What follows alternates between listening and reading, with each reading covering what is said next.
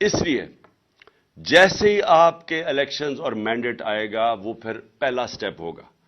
اس کے بعد سب سے امپورٹنٹ چیز پاکستان میں رول آف لا ہے. اکانومی کنیکٹڈ ہے رول آف لا کے ساتھ.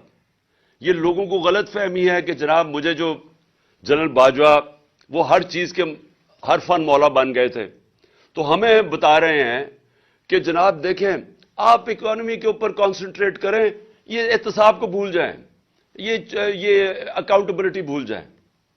ان کو یہی نہیں پتا آج تک کہ دنیا کا نقشہ اٹھا کے دیکھ لو، جن ملکوں کے اندر کلین گورننس ہے، رول آف لا ہے، وہ خوشحال ہیں.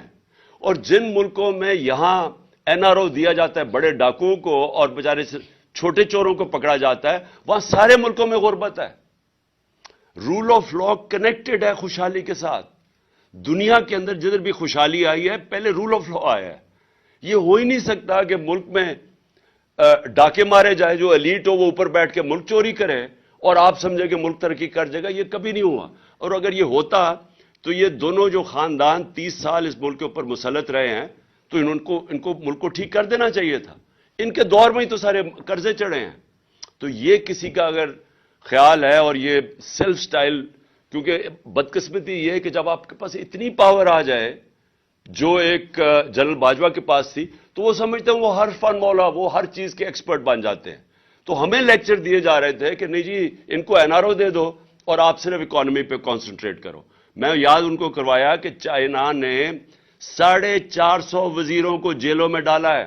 جو دنیا میں سب سے تیزی سے بڑھ رہی ہے اکانومی، اس کو کیا ضرورت پڑی تھی کہ 450 وزیروں کو پچھلے 7-8 سال میں جیلوں میں ڈالو. اس لیے رول آف لا کنیکٹڈ ہے. اور میں آپ کو یقین دلاتا ہوں کہ ہماری جو سب سے بڑی ریسورس ہے اوورسیز پاکستانی ہے. میرا ان سے سب سے دیر 30 سال تک رابطہ ہے. انہوں نے شوکت خانہ میں مدد کی، نمل یونیورسٹی میں، پی ٹی آئی کو جس کو فورن فنڈنگ کہتے ہیں، وہ اوورسیز پاکستانی مدد کرتے ہیں. وہ سب سے زیادہ جذبہ رکھتے ہیں. ان کی انویسٹمنٹ نہیں آتی پاکستان میں. وہ پلاٹس خرید لیتے ہیں لیکن انویسٹ نہیں کرتے انڈسٹری میں اور بزنسز میں، کیونکہ ان کو کانفیڈنس نہیں ہے. پاکستان کے انصاف کے نظام پہ کانفیڈنس نہیں ہے. اور میں مڈل ٹیئر انویسٹرز کی بات کر رہا ہوں، بڑے بڑے انویسٹرز نہیں. اور اگر ہمارے پاس 1 کروڑ میں سے میں کہتا ہوں 5 لاکھ پاکستانی بھی انویسٹ کرنا شروع کریں، آپ امیجن کریں کہ کتنی انفلو آگے ڈالرز کی ہمارے ملک میں.